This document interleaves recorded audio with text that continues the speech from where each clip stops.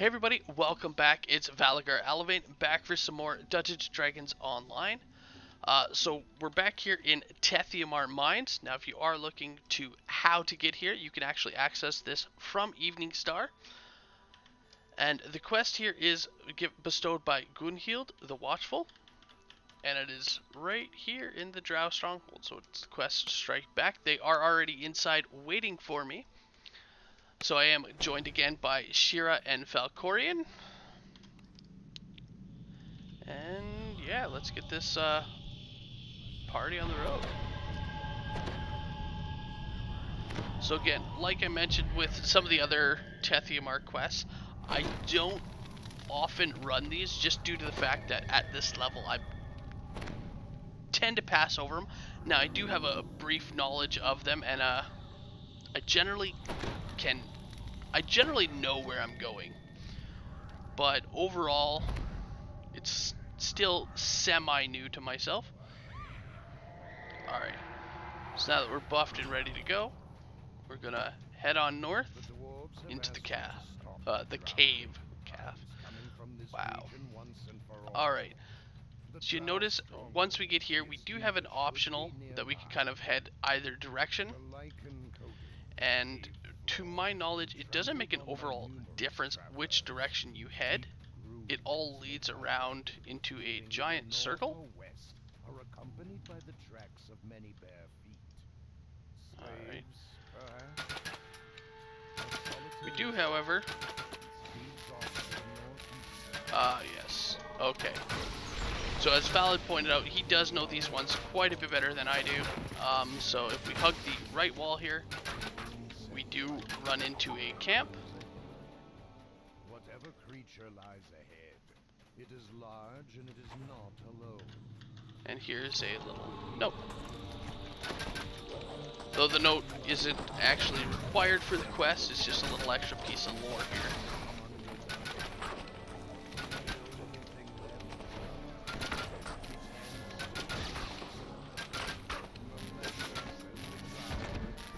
But it does give you a little bit of information on a way into the quest. So this one here, we kind of get into a fortress, and there are multiple ways to enter the fortress.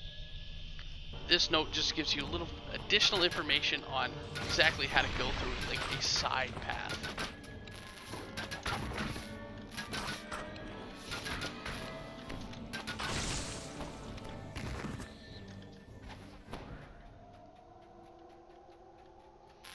Alright, so as you see, it did just work its way down. Now we need to continue heading north.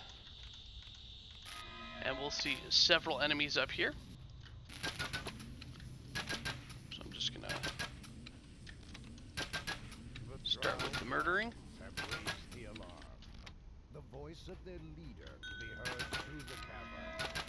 Slaves, kill the intruders, I commanded.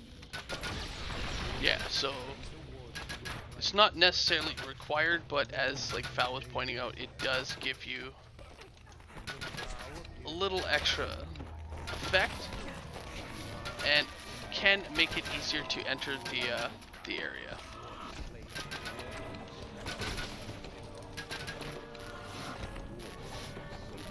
So now you do have an option to keep the dwarves alive, though in order to do that you do need to be able to kill the slave master, which is sometimes hard to do with this, as they'll kind of rush right at you. However, you do get the optional for saving them.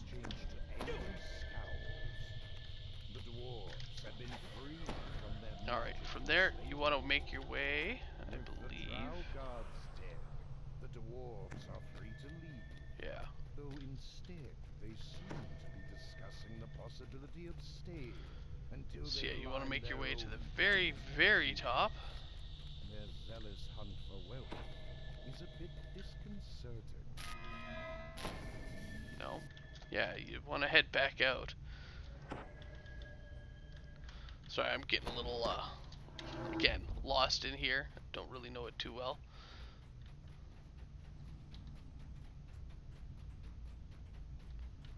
Alright, so here we are. So you're going to want to head back, so it's headed back towards the start, and then you can actually head off to the left. So what you need to do here is once you get in, you just immediately, you can head left, heading into this camp. If you head off to the right or east, you can grab up that little note, and north there's that optional there. And then we're going to continue off this path, which should lead us to their encampment. Now there is a few ways into the encampment itself. My favorite way is actually the hidden way within the water. But again, you can head off across the bridge there. So there is a path down there in the water.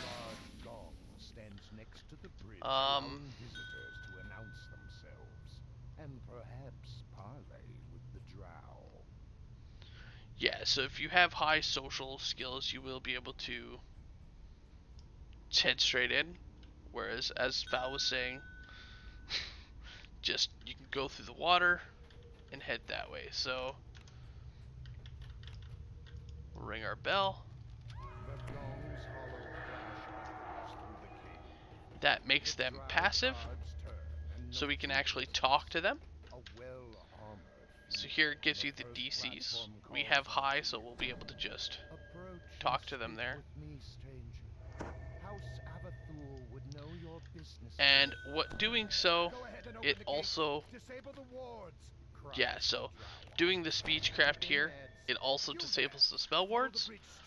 If you don't have the speechcraft available, all you gotta do is just fight past these guys rather than walk. And some lag. Alright. So then you're gonna want to head in. And as you'll notice, everyone is passive. They're gonna let us in without any issue here. And they actually even tell you where to go. So I definitely recommend, if you have it, exactly. If you have it, you are able to just use that speech skill, bypass them immediately, and just head straight in. So kind of mention which direction to go again.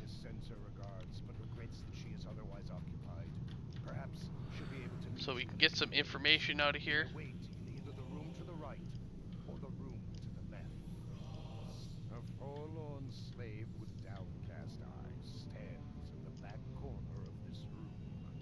And you can just get some information from her. And then we want to head off to the mysterious noble. And again, we can get some information.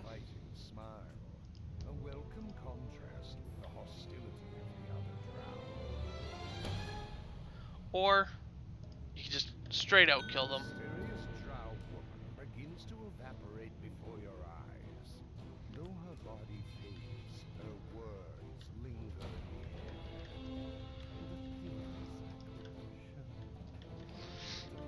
Alright, and yeah, staring at the mirror. If you don't do the conversation, it can spawn some extra stuff. But we kind of skipped that there. Now that we've talked to them, we do need to head inside. At this point, they just say, hey, what's going on? You're not supposed to be in here, and they will become aggressive.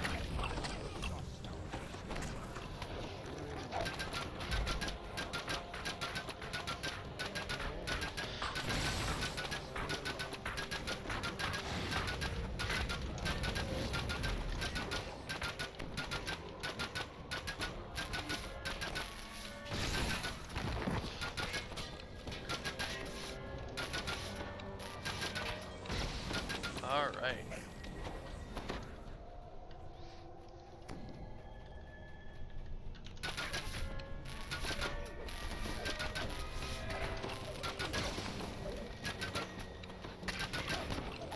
So yeah, once in here, we do need to head and find our way through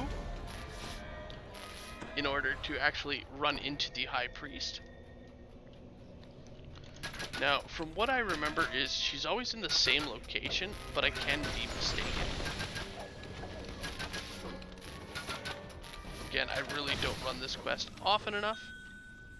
Yeah, okay, so always the same location. We also have these doors on the side. Now, as you see, this one here, we can see a chest. So, I mean, free loot. But obviously you can go ahead and skip.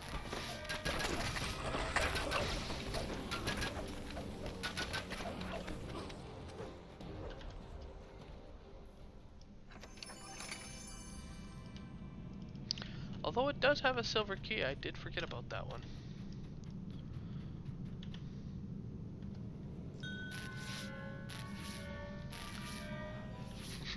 I'm giving them the option. I never said I was taking it.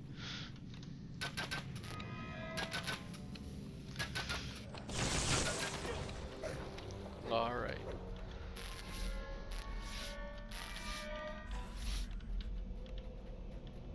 So you're going to want to make your way all the way to the end here. And then we can head through the door. And it kind of takes us to like a little bit of a ritual chamber.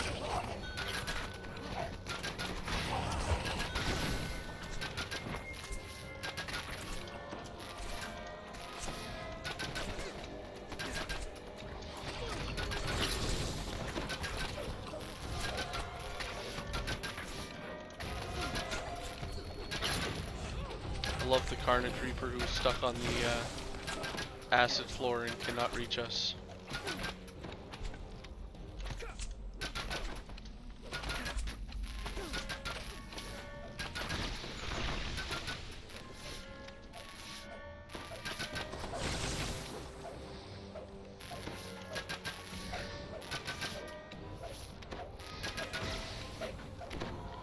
I don't think there's going to be a way to fight him.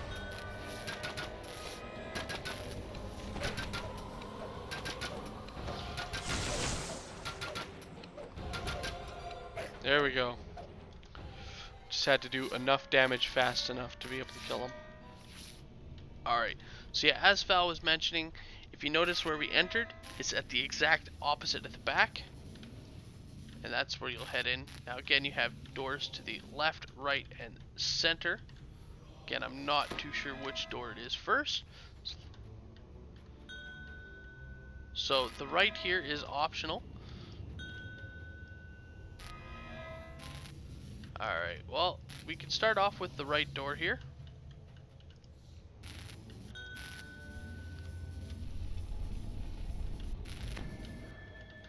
Alright, so as you see, we got some spell wards. And we can head around. Now we have a war mage and an iron key. Now that key would most likely, as Fal was saying, requires the key or a lockpick, so this is probably the key to that door. But again, you can use lockpick to speed through that and avoid an extra fight. And again, we have some notes here.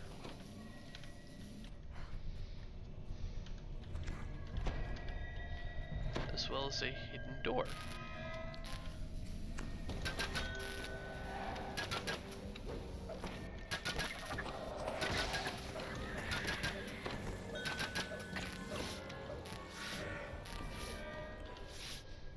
So yeah, as Val is mentioning out here, there is some shrines to the left, and you continue down this hidden path. There's a couple of directions that you come from. I believe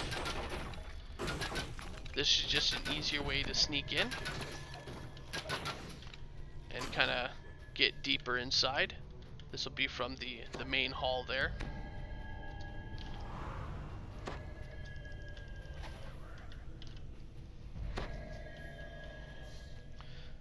But we want to actually head deeper inside, so we need to continue heading off to the west.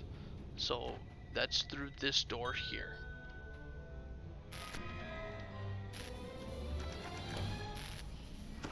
So it seems the key we picked up was actually not the key for this door. Or I wasn't the one who picked up the key.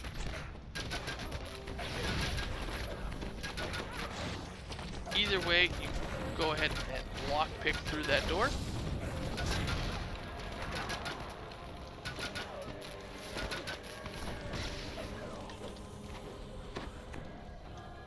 want to head deeper inside.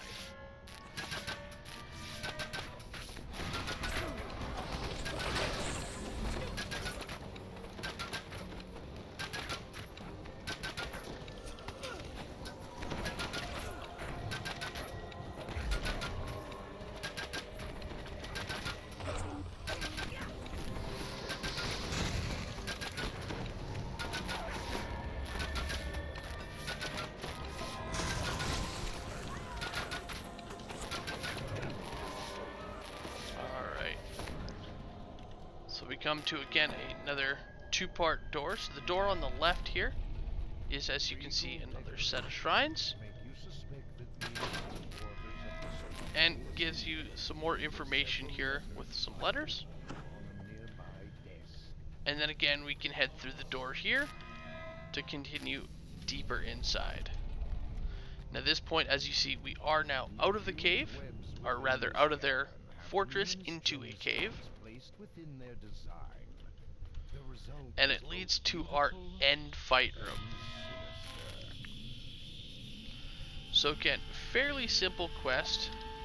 It does require either a lot of fighting to head through the fortress, or if we were to sneak our way through using the diplomacy, we could head north, went through the side paths there. There's a lot of ways to sneak your way through. The priestess stands before her altar atop one of the upper platforms, lost in Yeah, exactly. So the way this fight takes place is she teleports all around. I personally, as a ranged character, like to get up a nice high little spot here and get ready for a fight. I believe the fight starts once you actually approach her, and doing so, as you see, also spawns in some other enemies such as phase spiders, and then it's essentially a beatdown. There she goes, teleporting away. This is particularly why I like and enjoy fighting from a high vantage point.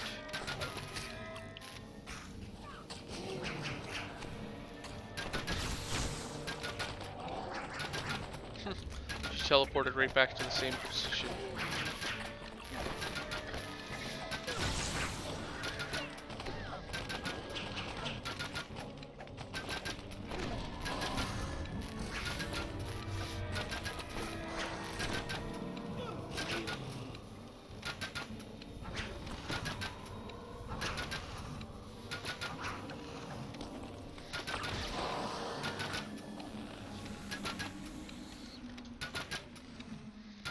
And there we go. Once she's dead, as you notice, these phase spiders are still trying to eat me. So go ahead and clear off the rest of the trash. Yeah, as Val was mentioning, the spiders are continuous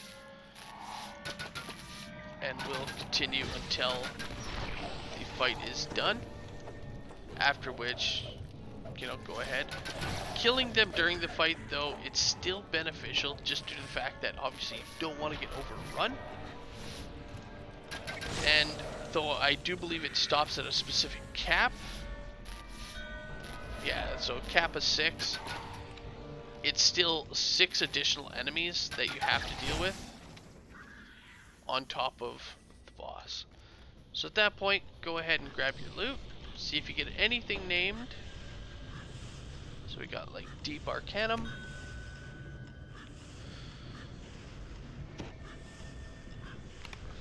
gonna reroll. You got the Light Bolt Slinger, kind of a light repeating crossbow, which if you are using light crossbows, it definitely is nice, as you'll see comparatively to the Fatal Flaw, though it is equipped.